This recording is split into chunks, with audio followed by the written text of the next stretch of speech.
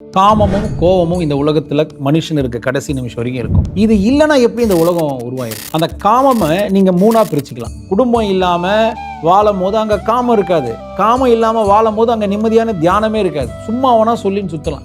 இது பர்பஸ் என்ன? யதார்த்தமா சொல்றேன். Sex is not sin, sex is essential. ஆனா அதோட லிமிட்டேஷன் அண்ட் டிசிப்ளினோட செஞ்சாதான் அது உங்களுக்கு சுகம் தரும். இல்லைன்னா இருக்கிறத கெடுத்துட்டு போயிடும். கண்ணு, உலகம் உள்ளவரை காமமும் கோபமும் இருந்தே தீரும். ஞானம் ஒன்றே அதனில் உன்னோடு தடுத்தருளும் சக்தி தரும். அதுவும் இந்த காலத்து யங்ஸ்டர்ஸ்க்கு இதெல்லாம் நீங்க சொல்லி தான் புரியும். Sex education is alone not sex education. நீங்க டைரக்டாவே செக்ஸ் உணர்வா இல்லாம எப்படி வளர முடியும்? அப்ப குழந்தைங்களுக்கு காம உணர்ச்சி இல்ல, இப்ப தூண்டப்படுது, ப்ரொவோக் பண்றாங்க. அதை மீறி எப்படி இல்லாம இருப்பாங்க?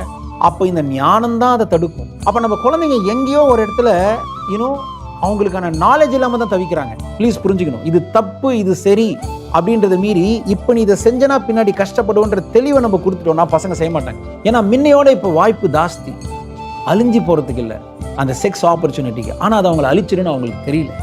அப்ப ஃபர்ஸ்ட் அண்ட் ஃபார்மோஸ்ட் எடுத்தவங்க எக்ஸ்ட்ரீம், எப்பவுமே செக்ஸி, எப்பவுமே செக்ஸி, எப்பவுமே செக்ஸி, எப்பவுமே செக்ஸ், செக்ஸை பத்தியே பேசுறது, செக்ஸ் கண்டென்ட்டே பார்க்கறது. இன்னொரு extreme, no sex, no sex, no sex. Oh come on, let's live with common sense. Sex is a part of life. இப்போ இறைவன் இந்த 4 காமம் இருக்கு. இறைவன் இந்த காமத்தை எதுக்காக படைச்சிருக்கான்? 3 காரணத்துக்காக தான். பாயிண்ட் நம்பர் 1, இது இல்லாம மனிதன் பிறக்கவே முடியாது. பாயிண்ட் நம்பர் 2, இந்த காமம்ன்ற ஒரு விஷயம் தான் ஆணுக்கும் பெண்ணுக்கும் நடுவுல அந்த இணக்கத்தை, அந்த இன்டிமெசியை உருவாக்கி. பாயிண்ட் நம்பர் 3, உடலால் வேறுபட்டு இருப்பினும் மனதால் இரு உடல் கொண்ட நேரத்திலும் ஒன்றென உணர்ந்தோம் என்பதை காமம் சாத்தியம் செய்யும்.